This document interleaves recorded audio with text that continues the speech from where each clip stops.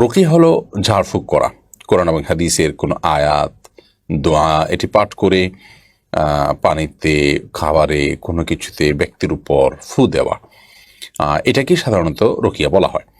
তো অথবা এই ফু দেওয়া ছাড়াও শুধুমাত্র তেলাওয়াত শোনা, এটাও এক ধরনের রুকিয়া। মানে এক কথায় কোরআন এবং হাদিসের আয়াত এটি তেলাওয়াতের মাধ্যমে চিকিৎসা গ্রহণ করা, কোরআনের আয়াত এবং দোয়া কোরআন হাদিস আপনার থেকে প্রমাণিত, এগুলোকে দিয়ে চিকিৎসা গ্রহণ করা, সেটি পড়ার মাধ্যমে, পাঠের মাধ্যমে, এটি রুকিয়া। নবী করিম সাল্লাল্লাহু আলাইহি ওয়াসাল্লাম নিজে রুকিয়া করেছেন। বুখারীর হাদিসে আম্মা জান আয়েশা রাদিয়াল্লাহু তাআলা আনহা বলেছেন যে নবী করিম সাল্লাল্লাহু আলাইহি ওয়াসাল্লাম যখন অসুস্থ হতেন তখন তিনি সূরা ফালাক এবং সূরা নাস এই দুটি সূরা পড়ে তিনি নিজের শরীরের উপরে ফু দিতেন।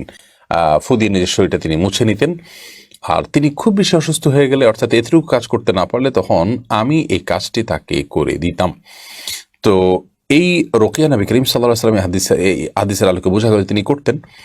আর এছাড়াও তিনি তাকে একবার লাবিদ ইবনে আসম নামক একজন ইয়াহুদি জাদু করেছিল, এটিও বুখারীতে বর্ণিত হয়েছে। তার জাদু থেকে রক্ষার জন্য আল্লাহ রাব্বুল আলামিন দুজন ফেরেশতাকে পাঠিয়েছেন, যারা নবী করিম সাল্লাল্লাহু আলাইহি ওয়াসাল্লামকে ঘুমের মধ্যে এই সূরা ইখলাস, সূরা ফালাক, সূরা নাস শিক্ষা দিলেন জাদু থেকে বাঁচার জন্য। অর্থাৎ এই সূরাগুলো পাঠ করে তিনি জাদু থেকে বাঁচার চেষ্টা করেছেন।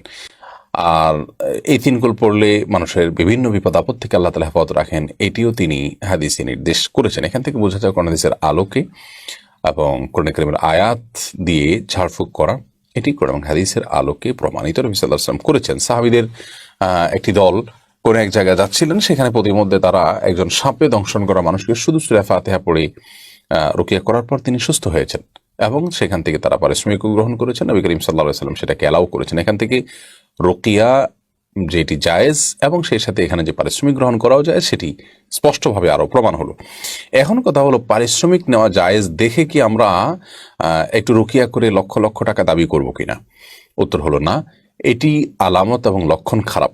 যদি কোনো রাকি লক্ষ লক্ষ টাকা দাবি করে, তাহলে সেক্ষেত্রে সে বিভিন্ন কুফুরের আশ্রয় এবং জাদুকরের আশ্রয় কিংবা দুষ্ট জিন বা শয়তানের আশ্রয় নিচ্ছেন কিনা, এটি একটা দেখার মতো বিষয়। কারণ সেখানে অনেক কিছু লাগে। তারা বলে যে কালো ছাগল লাগে, অমুকটা লাগে, তমুকটা লাগে, কালো মোরগ লাগে, হ্যাঁ, তারপরে যে মৃত ব্যক্তির হাড়গোড় লাগে, নাউজুবিল্লাহ, এরকম আরো অনেকগুলো কাজ করে, যে কাজগুলো মূলত জাদুকর এবং আপনার ব্ল্যাক ম্যাজিশিয়ান যারা, তাদের কাজ। অতএব এরকম যদি রাকি হয়, সে রাকি অবশ্যই তাকে পরিত্যাগ করতে হবে। আসলে যেহেতু রুকিয়ার কাজটা অনেকটা গায়েব এর জগৎ নিয়ে কাজ করা, এখানে জিন দেখা যায় না, তার বিরুদ্ধে অ্যাকশন নেওয়া হয়। তো এই জন্য অনেক দুষ্ট লোক সেখান থেকে অসৎ যে প্রক্রিয়া সেটি অবলম্বন করে থাকে এবং সেখানে মানুষকে প্রতারণা করে থাকে। এই জন্য যারা সত্যিকারের রাকি হবেন, প্রথমত তারা কোরআন এবং হাদিসের আলোকেই ঝাড়ফুঁক করবেন, এর বাইরে যাবেন না।